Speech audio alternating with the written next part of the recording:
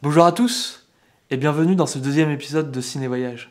Aujourd'hui, je vais vous emmener en Nouvelle-Zélande en vous présentant le film Heavenly Creatures de Peter Jackson.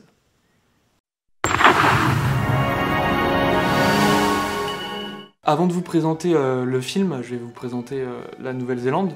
Donc la Nouvelle-Zélande est un pays d'Océanie qui se trouve au sud-ouest de l'océan Pacifique, qui se trouve à peu près donc, à 2000 km de l'Australie. La particularité de la Nouvelle-Zélande, c'est que c'est un pays qui est très isolé géographiquement. Cet isolement a permis de développer la faune et la flore. Donc il y a comme des signes emblématiques comme l'insecte weta et les arbres kauri.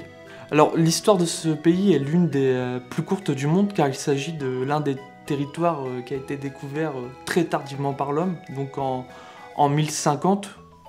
Et les Européens, ils débarquent à peu près en 1300. La Nouvelle-Zélande devient un pays indépendant en 1947. Donc la capitale de la Nouvelle-Zélande est Wellington. La langue nationale est l'anglais, bien entendu.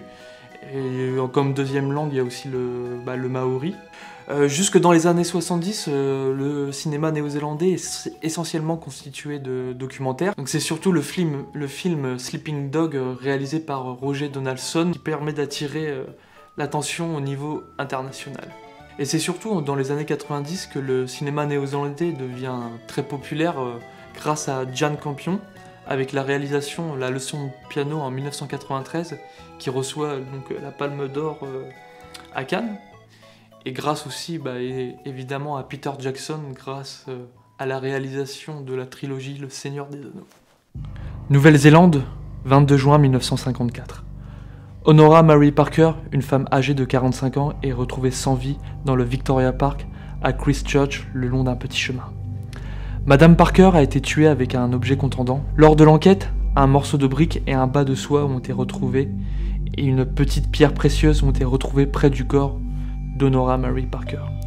Le 23 juin 1954, Pauline Yvonne Parker, âgée de 16 ans et fille de la victime, et son amie Juliette Hulme, âgée de 16 ans, sont arrêtées et inculpées du meurtre d'Honora Parker. Jugées par la presse de l'époque comme folles monstres sanguinaires. Trop jeunes pour être condamnées à la peine capitale, elles feront 5 ans de prison et seront libérées à la condition de ne plus jamais se revoir. Un réalisateur qui se nomme Peter Jackson et sa femme, Fran Walsh, co-scénariste, s'intéressent à ce fait divers. Durant plus d'1 an, Fran Walsh et Peter Jackson rencontrent des personnes en relation avec l'affaire. Ils réunissent les documents disponibles et lisent le journal intime de Pauline Parker. Ce long travail d'investigation servira de base pour le film Heavenly Creatures. Ils tourneront dans les lieux où les événements se sont déroulés. Avant toute chose, je vais vous parler du réalisateur Peter Jackson. Peter Jackson est né le 31 octobre 1961 à Wellington. Tout juste âgé de 8 ans, il trouve sa vocation avec la caméra Super 8 de ses parents.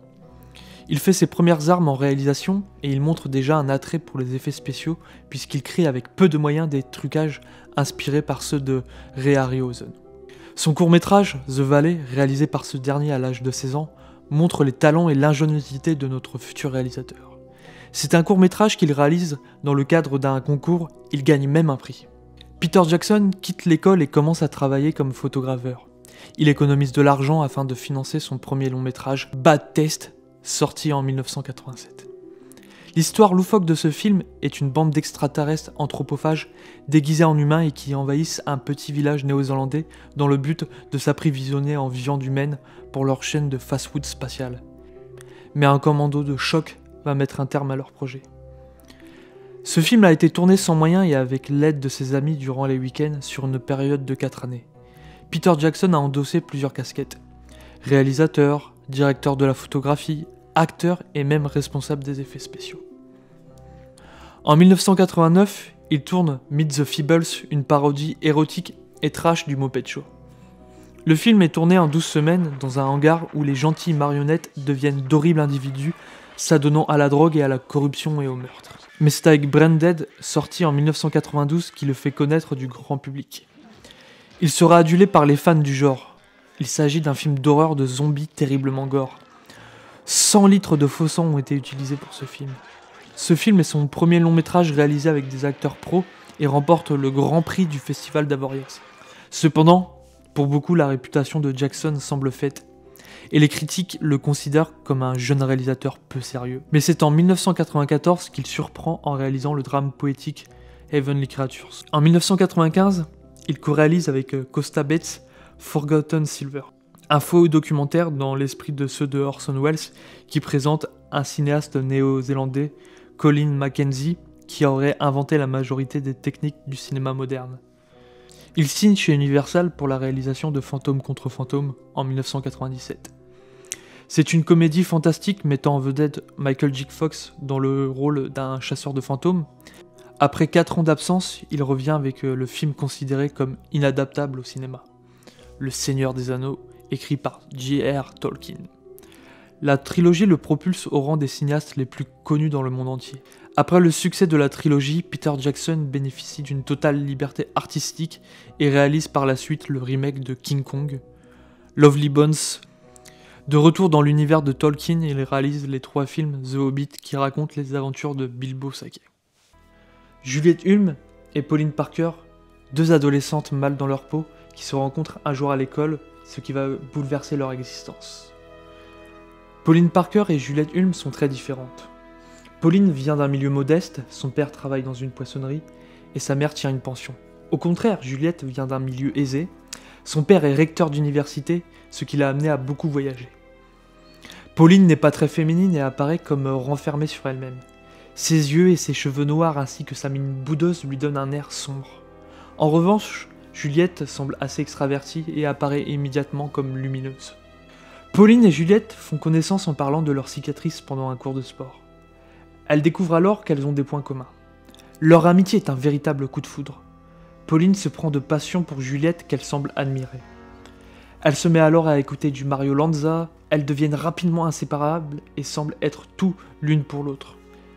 Elles passent tout leur temps ensemble et se créent un monde imaginaire appelé le 4e monde.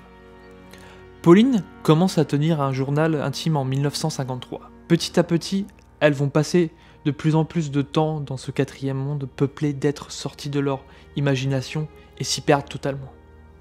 Pauline et Juliette se créent une sorte de monde idéal régi par des saints qui ont les traits de leurs idoles. Peter Jackson montre bien l'évolution de la place de ce monde dans la vie des adolescentes, en passant de simples récits racontés à l'introduction de statuettes qu'elles confectionnent et qui s'animent. La fiction a pris la place de la réalité. Leur écrit s'intensifie et leur vie devient celle du monde qu'elles écrivent. Ce monde imaginaire apparaît comme un rempart contre une réalité déplaisante. Elles se considèrent comme des créatures célestes et brillantes, incomprises par le monde qui les entoure. Le film montre Juliette et Pauline si proches que leur relation devient très ambiguë.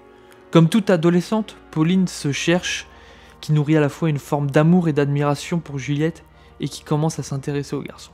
On la voit avoir une relation sexuelle avec un pensionnaire qui est très amoureux d'elle et dont elle se sépare après s'être rendu compte que sa relation attristait Juliette. Après cela, elle décide de ne plus laisser un garçon les séparer. Leur comportement inquiète leurs parents respectifs qui pensent que Juliette et Pauline entretiennent une relation homosexuelle, ce qui était considéré comme inapproprié par la société de l'époque. Après avoir rencontré un psychiatre qui conseille à la mère de Pauline de lui interdire de revoir Juliette tant que sa santé ne sera pas améliorée. Pauline ne voit pas sa vie sans son amie Juliette et elle pense tout de suite au suicide. Une grande haine envers sa mère commence à naître chez Pauline. Elle commence à écrire dans son journal intime l'idée de tuer sa mère.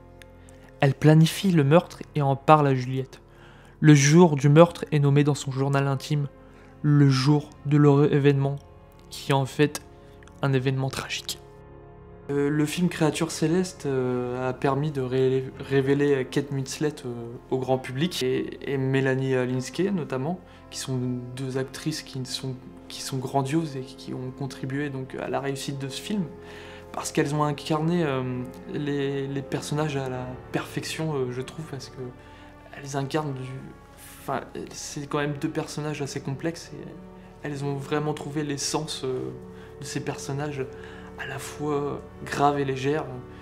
Donc le pari fou de Peter Jackson, c'est qu'il a réussi dans sa mise en scène à nous plonger dans le monde imaginaire des protagonistes en faisant fusionner en même temps le monde réel et le monde imaginaire de Juliette et Pauline. Heavenly Creatures est présenté comme un conte qui vire au cauchemar, que l'on voit dès la scène d'ouverture, donc avec un montage parallèle qui présente le monde féerique et le monde réel, le bonheur et l'horreur. On a tout de suite l'effet d'assister à un conte de fées qui vire au cauchemar. Le film d'ailleurs s'ouvre avec un petit film qui présente la ville de Christchurch, qui présente comme un endroit où il fait bon vivre, et soudain on entend des cris. Le processus est intéressant car Peter Jackson fait donc ce parallèle avec la société de la Nouvelle-Zélande qui a voulu oublier cette histoire. Cet effet est bien réussi car il fait ressurgir le passé et il met une claque en fait à la société de l'époque en la mettant face à sa réalité. Peter Jackson nous plonge dans leur imaginaire avec des images très colorées et la réalité est représentée avec des images plus sombres. Ce film présente une première partie avec l'imaginaire des filles. On voit comment elle perçoit les autres avec ses cadrages et ses focales courtes qui déforment les personnages et les rendent grossiers. Elles imaginent même leur personnage Yellow qui est un psychopathe qui tue par plaisir.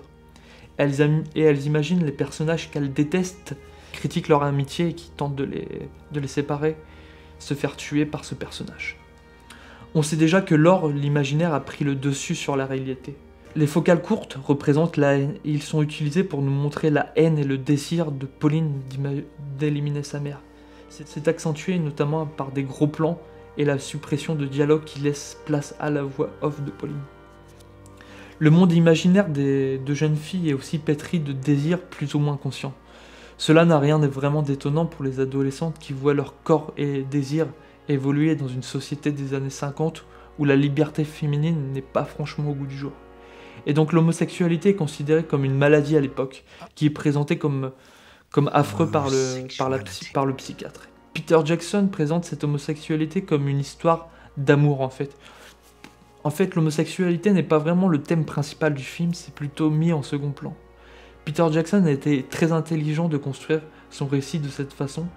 Je pense qu'il a été très fidèle au journal intime de Pauline, brillamment réussi à nous plonger dans sa tête. Peter Jackson s'intéresse à cette relation plus pour parler d'une société qui n'accepte pas les différences que pour s'interroger sur l'homosexualité des jeunes filles. Donc, que sont devenues Juliette Hulme et Pauline Parker? Juliette Hulme est devenue une écrivaine de romans policiers. Elle se cache sous le pseudonyme Anne Perry. Pauline Parker est maintenant restée en fait dans l'anonymat. Elle dirige une école d'équitation, enfin, d'après sa sœur, et elle vivrait une vie pieuse. Pauline Parker et Juliette Hulme ne sont jamais revues après le meurtre, mais d'après Anne Perry, elle espère que son ancienne amie, que tout se passe bien pour son ancienne amie. Enfin, elle a déclaré exactement, que je vais vous lire, je n'avais aucune idée où elle vivait, donc en parlant de Pauline. Je ne l'ai pas vue, je n'ai pas reçu de nouvelles d'elle durant toutes ces années, mais j'espère que les choses vont pour le mieux pour Pauline. L'épisode de Ciné Voyage touche à sa fin. Je vous remercie encore une fois d'avoir regardé ma vidéo, et j'espère que ça vous a plu, et puis je vous dis à la prochaine. Ciao!